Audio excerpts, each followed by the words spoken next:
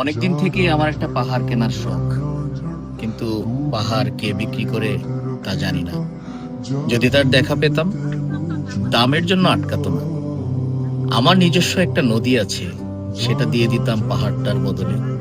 খেয়ে না জানে পাহাড়ের চেয়ে নদীর দামই বেশি। পাহাড় স্থাণু, নদী বহমান। তবুও আমি নদীর বদলে পাহাড়টাই কিনতাম, কারণ আমি ঠকতে চাই। নদীটাও অবশ্য কিনেছিলাম একটা দ্বীপের বদলে।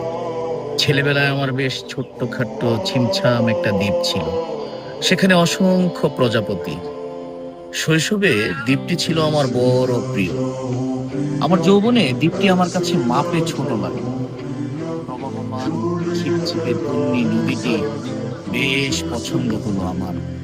বন্ধুরা বলল, ওইটুকু একটা দ্বীপের বিনিময়ে এত বড় একটা নদী পেয়েছিস, খুব জিতেছিস তো মাইরি। তখন জয়ের আনন্দে আমি বিহ্বল হতাম। তখন সত্যি আমি ভালোবাসতাম নদীটিকে।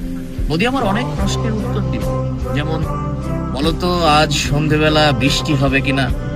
সে বলতো, আজ এখানে দক্ষিণ গরম হাওয়া, শুধু একটি ছোট্ট দ্বীপে বৃষ্টি। সে কি প্রবল বৃষ্টি, যেন একটা উৎসব। আমি সেই দ্বীপে আর যেতে পারি না। সে জানতো, সবাই জানে, শৈশবে আর ফেরা যায় না। এখন আমি একটা পাহাড় কিনতে চাই।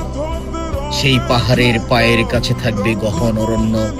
আমি সেই অরণ্য পার হয়ে যাব।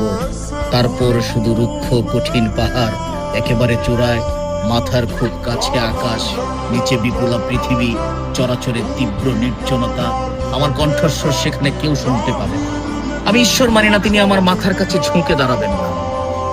আমি শুধু 10 দিককে উদ্দেশ্য করে বলবো, প্রত্যেক মানুষই অহংকারী।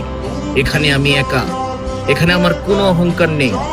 এখানে জয়ী হবার বদলে ক্ষমা চাইতে ভালো লাগে। হে 10 দিক, আমি কোনো দোষ করিনি, আমাকে ক্ষমা করো।